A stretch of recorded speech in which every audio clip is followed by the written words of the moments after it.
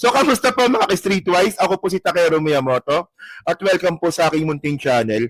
So, mga kababayan, actually, hindi ko po talaga alam itong interview ni Christian Esguerra kay Atty. Claire Castro. So, kayo po mga viewer po natin sa ating munting channel, kayo po ang nagko-comment dyan po sa mga videos po natin na, ay Takero, napanood mo na ba yung interview ni Christian Esguerra kay Claire Castro? Ang kupal eh. Sabi niya ganun. So sabi ko hindi pa. Hindi ko pa napapanood. So kanina po sinubukan ko panoorin, nakatulog po ako. Pero by the way, nahanap po yung video, nahanap po yung part ng video. Pinasa ko nga po sa ibang mga vlogger eh. Baka content din ng iba yon. Okay. So alam niyo kung anong bullshit dito mga kababayan. Ang sabi po ni Christian Esguerra dito, sa mga tanong niya nga po kay Atty. Claire Castro, na ang sabi niya dito, ito yung isa sa pinaka-bullshit dito eh, na sa tingin mo ba, meron bang karapatan si Presidente Bongbong Marcos na magreklamo about fake news? Eh siya rin daw mismo, si PBBM din daw mismo, eh nakinabang daw po ng eleksyon sa fake news. Galing, di ba? Okay. So ang tanong dito, ano ba yung fake news na sinasabi ninyo? Yung sinasabi niyo bang fake news about sa martial law? Na maraming namatay, maraming nabiktima ang martial law. Mga kababayan, ang point dito mga streetwise, depende po ito sa narrative ng mga tao. Ako po, may makakakilala po ako mga tao naggalit sa martial law ni Apo Lakay. At meron din po akong nakitang mga tao na bilib dun po sa martial law ni Apo Lakay. So ito po ay depende po sa perspektibo po ng tao. So hindi po ito facts. Debatable po ito. Nakuha niyo yung point ko mga kababayan? Oh. So, nauna na ako ng Coach Jarrett, no? Ako napasan nung kanina eh. Nauna niya na pala ako. So, kaya nito tinan niyo to ito yung ano eh, ito yung part ng ano eh. Marami to, tinan niyo to. Marami to eh. So, ito yung ano, ito yung sinabi niya. So, ito yung lumalabas. Actually proud pa siya dito Kasi sinare niya ulit eh. Yan ito galing ito sa YouTube account natin ni Christian ito eh, no? So proud pa siya dito. Sabi niya dito, may karapatan ba ang BBM administration na pangunahan ang laban kontra fake news? Ay, Diyos ko. So sabi dito, do you think the Marcos administration has the moral ascendancy to take on this problem of fake news as siya mismo nakinabang during the campaign in 2022 and even years before that. Okay. So, actually ngayon ko lang po nalaman na si Atty. Claire Castro pala, hindi pala siya BBM ng eleksyon. Hindi ko lang alam kung sino binoto niya, kung sino in-endorse niya. Pero ngayon ko lang po nalaman. So ngayon ito yung video ngayon na sinasabi ko. So, ilitan natin, baka po tayo copyright ni Christian. O, sige. Ito nyo to. Do you think, Ito na. speaking of fake news, do you think the Marcos administration has the moral ascendancy to take on this problem of fake news? Eh siya mismo nakinabang during the campaign in 2022 and even years before that. Okay, siguro yung fake news that can be attributed to the president, hindi ko pa siya naaral. Sorry, Rich, Christian. But I believe... I appreciate the honesty. I appreciate the honesty. Hindi ko na... Yabang no? Yabang talaga no? Pakita ko ano pa yung ibang mga fake news. Siguro if there are fake news that can be attributed to the president, then I have to study that. Because definitely it will be us to me. Diba? So that I will know what's the status of this issue or what. Pero as of now, I think I have... Alam niyo yung alam niyo yung fake news na nilabas? Kung rin Christian Esguerra, may fake news ka rin eh. Ang sabi mo, nangako yung presidente lang ng 20 pesos na bigas. Alam mo, bullshit yun, sa totoo lang. Kaya nga sabi ko nga ito eh. Sabi ni Christian Esguerra, si Marcos nga eh, si BBM nga nangako ng 20 pesos na bigas eh. Yun palang fake news na eh. Kaya nga inihingi ko nga sa inyo, saan, kailan, sinabi ni Presidente Bongbong Marcos na nangako siya ng 20 pesos na bigas. Kasi kung wala kang ipapakita, edi fake news ka rin. O ikaw ba, Christian Esguerra, meron ka rin bang moral ascendancy para tanungin si Claire Castro ng ganyan? Ikaw nga mismo nagpakalat ng fake news eh. Ito kayo yung sinasabi ko sa inyo eh. Di ba? Doon sa mga nagrereklamo ng 20 pesos na bigas, pahingi ako ng video Pahingi ako ng statement ni Presidente Bongbong Marcos noong election 2022 kung kailan siya nangako ng 20 pesos na bigas. Pag may napakita kayong 20 pesos na bigas, di ba? Ako mismo, sagot ko na yung bigas ninyo buwan-buwan, isang kaban kada buwan, hanggang matapos yung termino ni Presidente Bongbong Marcos. Kapal ng mukha nito, pa-fact first ka pa dyan. Eh yung 20 pesos na bigas niya, wala ka nga makitang facts kung totoo yun. Di ba? And by the way, tama yan, Med. No, actually, boring siya mag-vlog. Oh, kaya lang naman siya maraming viewer kasi marami siyang contacts. Ayun yun eh. Oh, mayroon siyang contact sa mga politician, may mga contact siya sa mga dilawan. Kaya marami nanonood sa kanya. Pero in reality, mga kababayan, kung siya na panonoodin mo, boring yan. Oh, hindi nga, di ba? Agree ba kayo doon? Ay, hello po, DJ Byron, ha? Oh.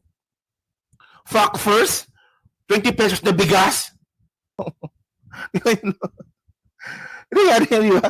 Ano ko nabullshitan ako ng konti no? Ikaw ba, meron ka bang moral ascendancy para magtanong ng ganyan? Oh. Okay, continue natin, sige. Status of this issue or what. Pero as of now, I think you should help me. Give me the list of that issues so that I can study that.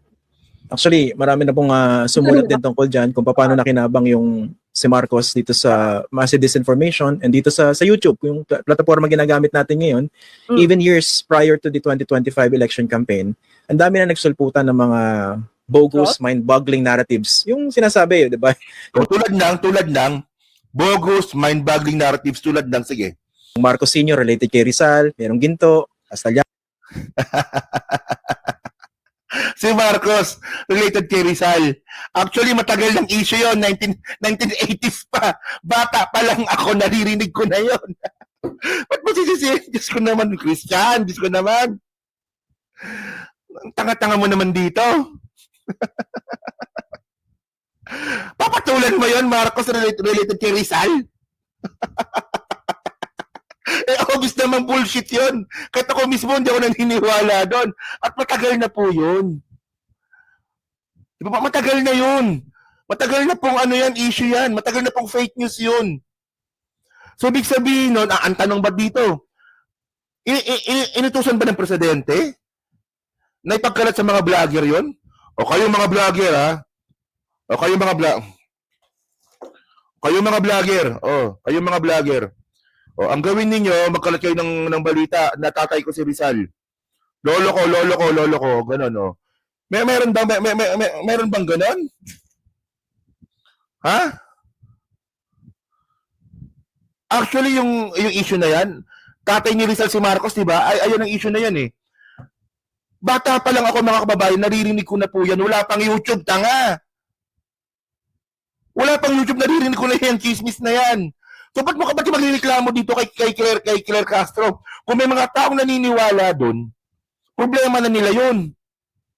Ang tanong ba, nakita mo ba si PBBM na sinabi niya yon na si Rizal, lolo ko? Ayan ang problema sa iyo. Sige, continue natin, sige. Na nagsulputan ng mga bogus, mind-boggling narratives. Yung sinasabi, di ba? Yung Marcos Sr. related kay Rizal, merong ginto, Astaliano Gold, etc. Nagkalat yan. And base sa mga pagsasaliksik, talaga nakatulong po itong mga ganitong false. Astaliano Gold, kita mo fact first yung pangalan ng ng show mo. Hindi mo alam na tinanggi na ng presidente yan. Tinan nyo to. Kita nyo, di ba? Ayun sinasabi ko si Christian eh. Ang problema kasi sa'yo, akala mo napaka-perfecto mong tao. Hindi naman lahat ng sinasabi mo tama. Tinan nyo to Ngayon, ang ninireklamo ngayon ni Christian Esguerra, pati daw po yung Astaliano Gold daw po, tawag nito, nagamit daw po ng Marcos yan.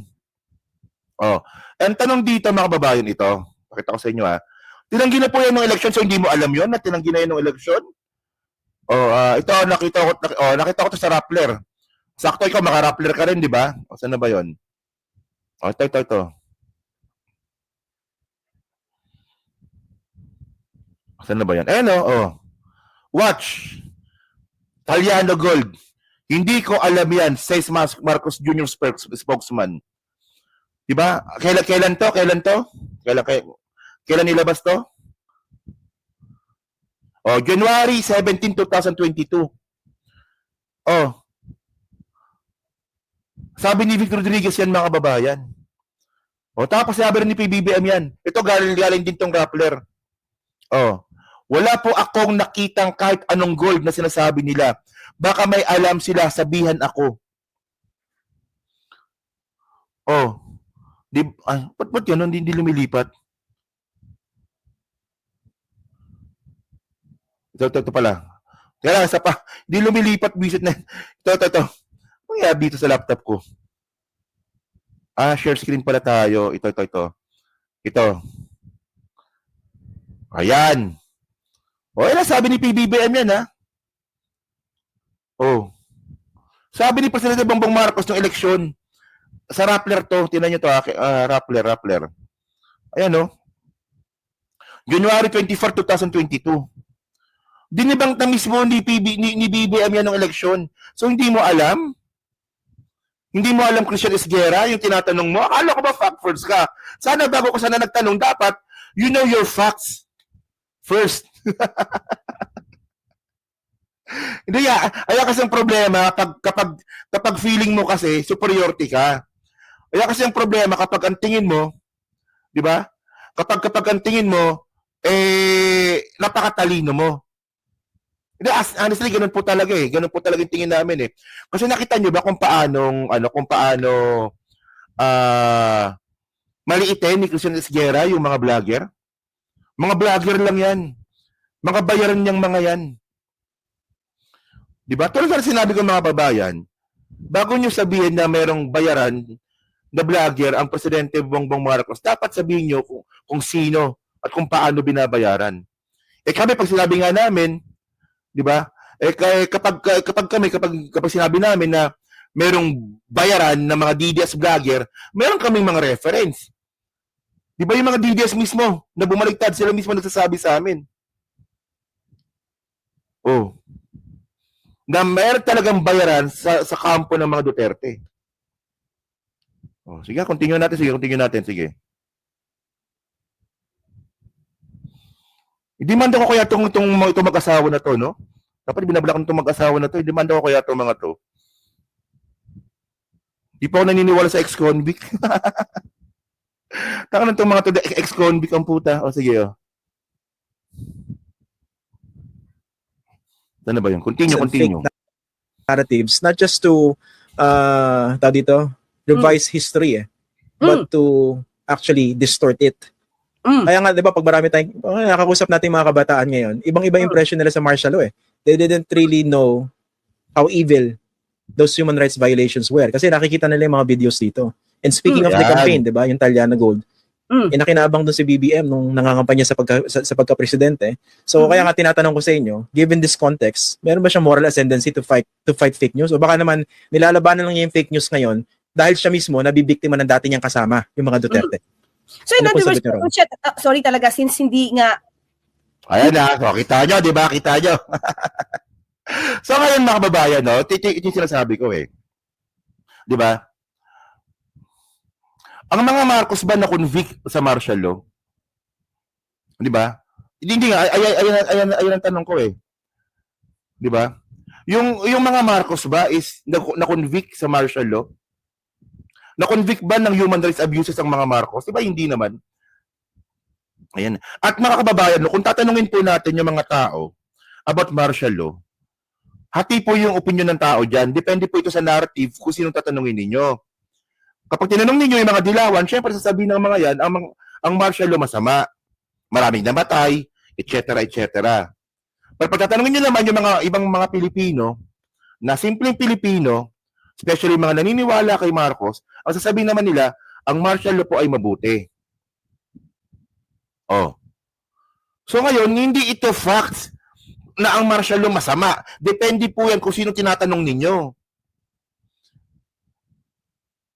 Di ba? Okay lang sana kung mga vlogger lang nakalat nito eh. Ito yung sinasabi ko sa inyo eh.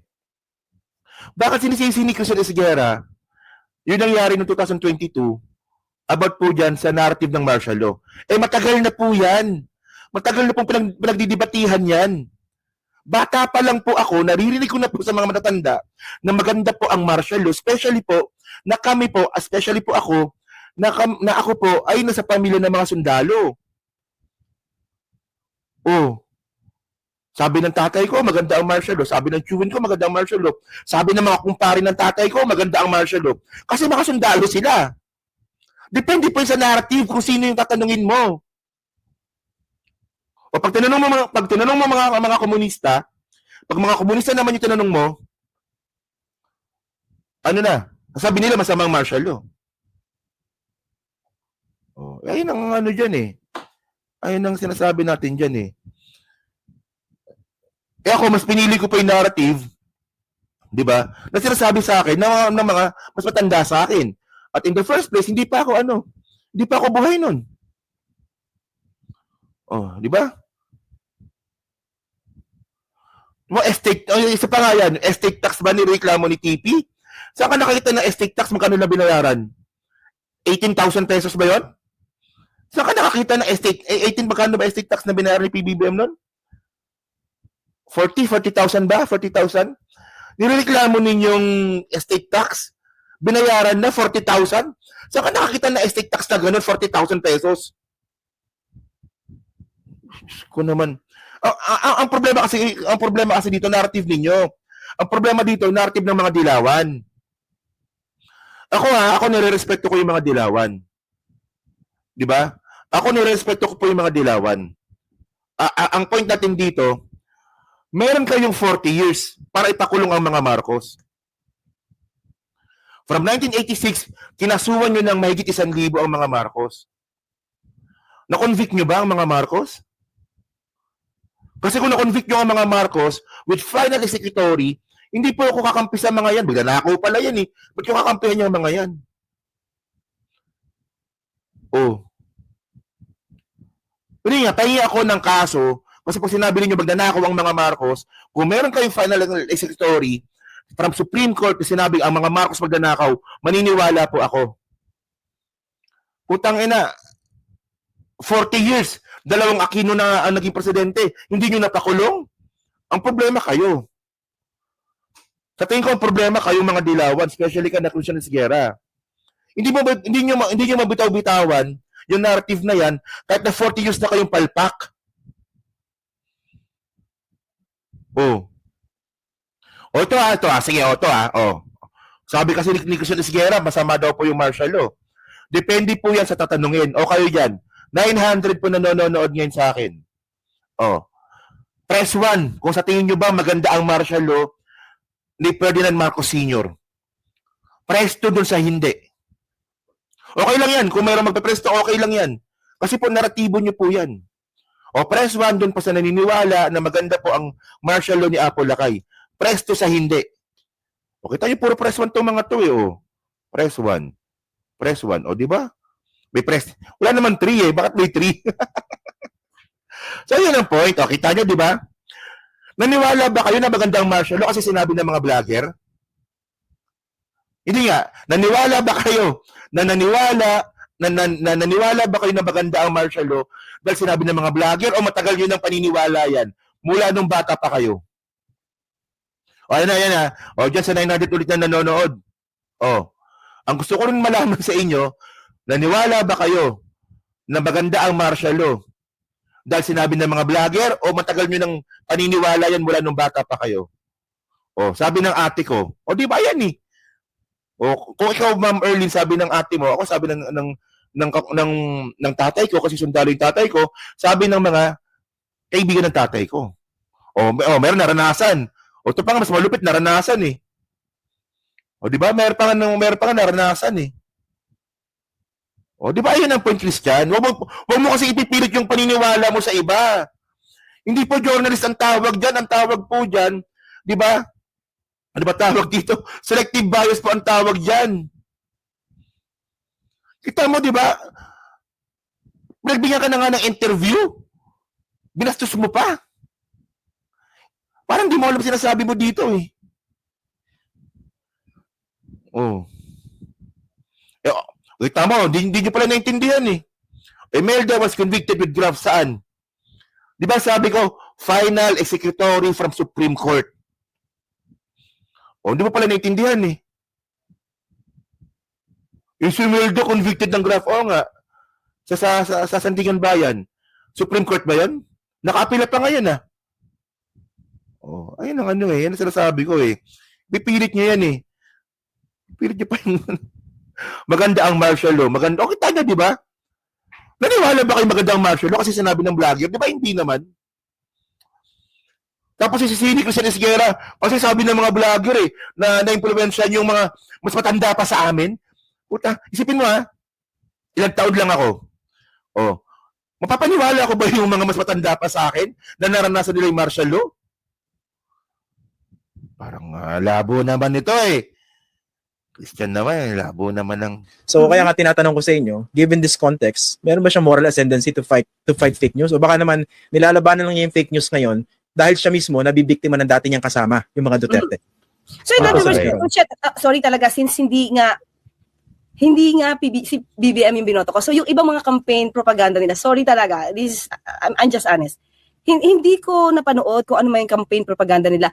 Are you talking about trolls ba? Meron ba silang trolls? So sorry talaga. May trolls ba sila? Marami. At saka yung mga claim before Ayan, na. sabi ko sa inyo eh, meron ba siyang trolls? Maraming trolls talaga si Duterte eh. Si Duterte, sige. So sino ang trolls ng presidente? Ay na naman eh. Nang bibintang ka na naman eh. Oh, sino ang trolls ng mga Duterte? Ina naman. Marami daw sabi ni Christian eh. Sa dami na yun, wala kang mapangalanan kahit isa. Golden age of Philippine economy, panahon ni Marcos Sr., 'di ba? Sangkatutak na po yung pagpa-fact check doon. Yung, 'di ba? Given that backdrop, parang mapapaisip miski hindi ka naman anti-Marcos or pro-Marcos. Teka, parang meron bang moral ascendancy yung administration ni BBM to fight fake news? Which again, I'd like to repeat my question. Baka naman very conscious lang siya ngayon dito sa problema ng disinformation dahil siya na yung target ng dati niyang kakampi sa unit team. Pero na siya nakikinabang, okay lang. Christian, Tarantado rin eh, no? Nung siya nakikinabang sa fake news, okay lang. Eh, paano pag sinabi namin na fake news din po yung, fake news din na masama ang martial law? Di ba? Paano kapag kami naman nagsalita nun? Kaya nga hindi mo nga pwede sabihin na fake news o hindi about sa martial law. Hindi talaga pwede. Depende po yun sa narrative po ng tao. Depende po yun sa narrative ng mga tao, mga kababayan. Depende po yan kung sino yung tatanungin ninyo. Ngayon, ang sabi ng ni Christian Esguerra, nung presidente daw po, nung si BBM daw po yung nakikinabang sa fake news, okay lang. Ang tanong ba dito? Nakita nyo bang nagpakalat ng fake news yung BBM camp ng eleksyon? Ano yung pinakalat na fake news ng BBM camp ng eleksyon? Meron ba kayong rekta na ebidensya na inutusan ng BBM camp ng eleksyon? Yung mga vlogger para magpakalat ng mga ganyang klase mga balita? At sino ba yung mga sinasabi ninyo na nagpakalat ng mga balita po na yon? Di ba mga DDS din naman? Di ba? Mga DDS din naman ah.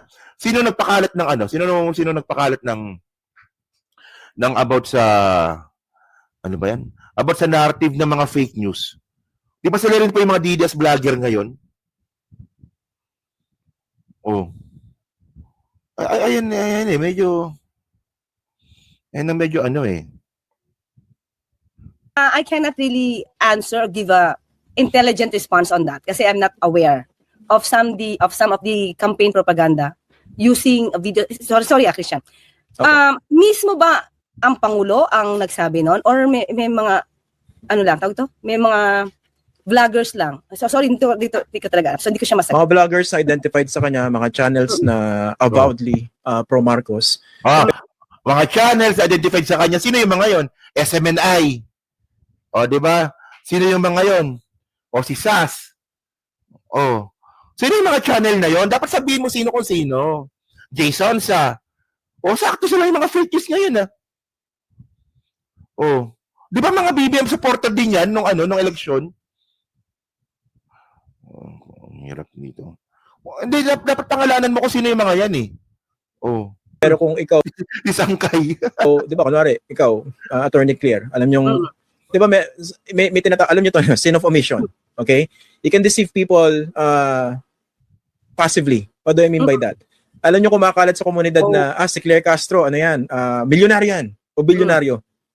Ayaw mo i-correct, because alam mong mali. Kasi baka nakikinabang ka. Di ba? Okay, tama, pilosopo ka talaga. Ano nga to? O nireklamo mong Taliano Gold. Sinabi na nga ng presidente dati, wala siyang alam sa Taliano Gold na nireklamo mo. Wala pa ako nakitang kahit anong gold na sinasabi nila. Baka may alam sila na sabihan ako. O, di ba? Yun nga eh. So, hindi, para malinaw tayo dito. Di ba? Yung sinasabi mong fake news nga, hindi, by the way, gets nyo na yung ibig kong sabihin eh. Di ba? Pero nakakainis lang, di ba? Nakakainis lang, no? Medyo nakinabang, di ba?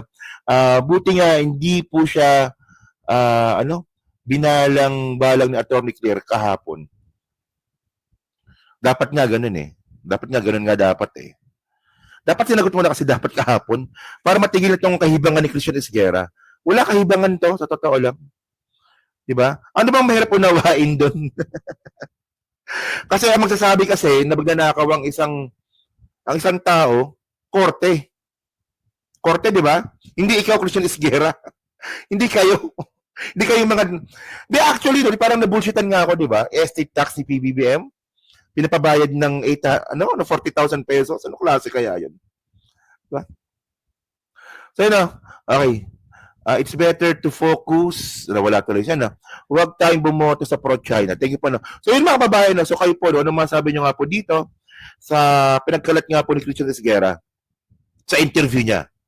Actually, election pa, hindi ka pa rin makamove on. Grabe naman yan, Christian. Di ba? So pag-comment lang po sa baba, pinabasa ko pong lahat yan, di ba? Masama lang po ang martial law sa mga aktivista. Komunista po. ISIL. Pero sa pag-comment lang po sa baba, pinabasa ko pong lahat yan. At yan din po sa Team Replay. Siyempre, pa-like, pa-subscribe, at hindi naman kalabisan, pa-share na rin po ng video po na to. So kung sa muli po, next topic po tayo, no? Alas 11 na pala, no?